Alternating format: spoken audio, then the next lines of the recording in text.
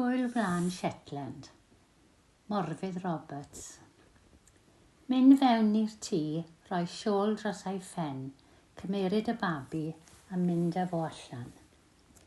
Gyda'r rigw bach yma, y dysgodd nain fi wai cyn i mi erioed fynd i'r ysgol, ac mae gwai wedi bod yn rhan o mywyd ers hynny. Yng ngwaelod yr ardd gefn acw, mae yna dŷ bach twt a'r arwydd y gorlan uwch ben y drws. Felly mi welwch fod defaid yn agos ata i.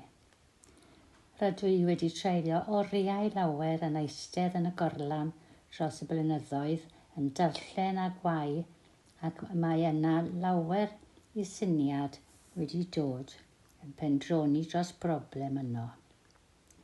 Un diwrnod yn ystod haf 2014, a fynnau yn eistedd yno yn pori drwy gylchgrawn am ynysoedd y Shetland.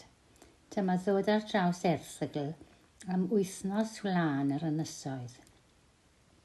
Dyma benderfynu yn y fan a'r lle byddai wythnos yn dysgu'r grefft o wai ffer ail a trafod cni a chael cebolwg ar yr ynysoedd yn syniad da. Doedd dim angen fawr o berswadio ar fflir y ferch i ymuno ar yr antur. Y cam cyntaf oedd ymaelodi ar y we i fynychu'r wythnos, ac wedyn cael gwybodaeth am y cyrsiau oedd ar gael, a rhaid oedd cofrestru ymlaen llaw am yr rheini. Ac wrth gwrs gofalu am leti am yr wythnos. Efo popeth yn ei le, yn niwedd Medi, dyma gychwyn am Aberdeen i ddal cwch dros nos i Lerwick.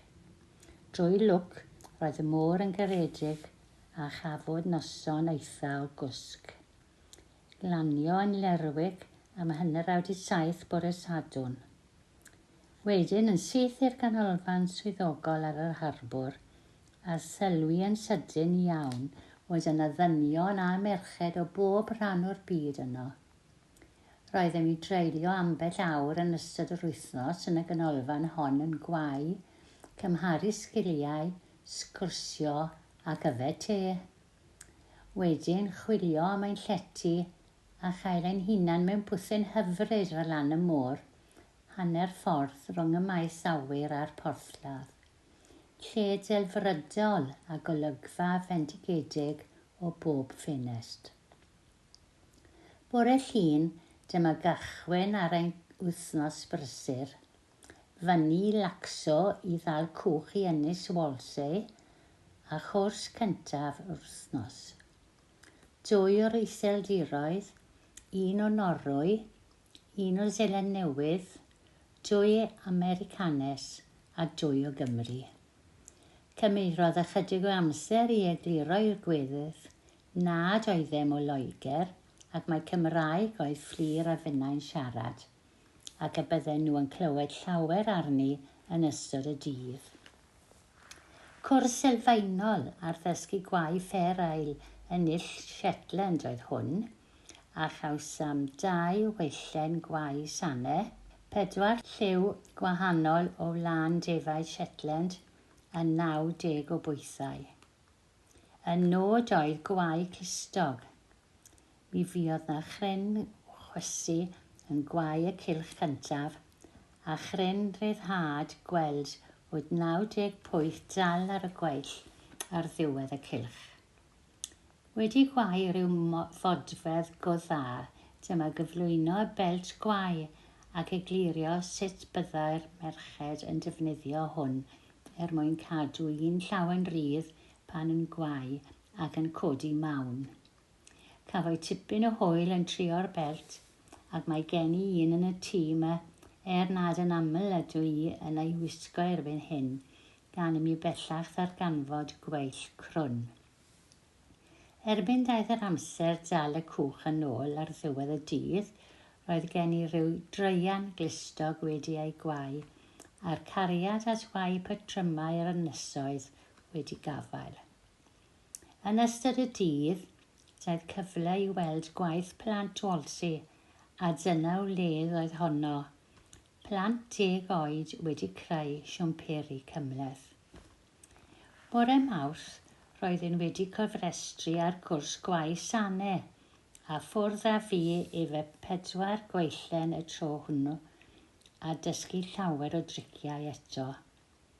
Yn y pnawn, ymweliad â melyn drin glân, a dysgu am raddio cni a chael cipolwg ar ocsiwn ddefaid.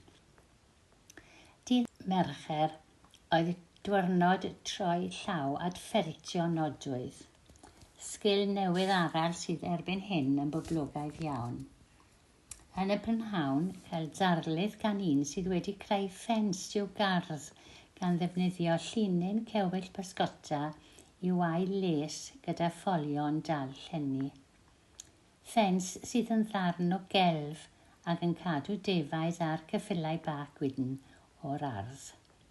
Gyda llaw, mae merched Shetland unau yn gwau les neu fferail, ond ychydig iawn sydd yn mwynhau'r ddwy grefft.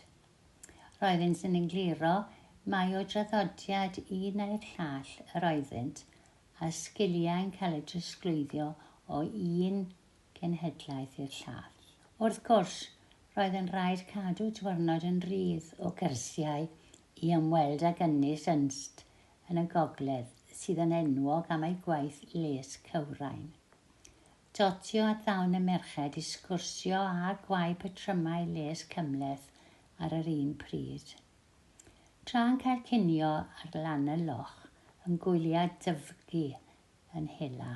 Dydy bywyd gwyllt byth ymhell oddi wrthrych yn Shetland, ac fod y palod wedi gadael erbyn i ni gyrraedd, roedd yr orcas wedi cyrraedd. Pawb yn heidio i'w gweld o un ochr yr ynys i'r llall. Erbyn hyn mae debyg fod y rhain yn dod fewn i harbwr Lerwick yn eithaf reolaidd.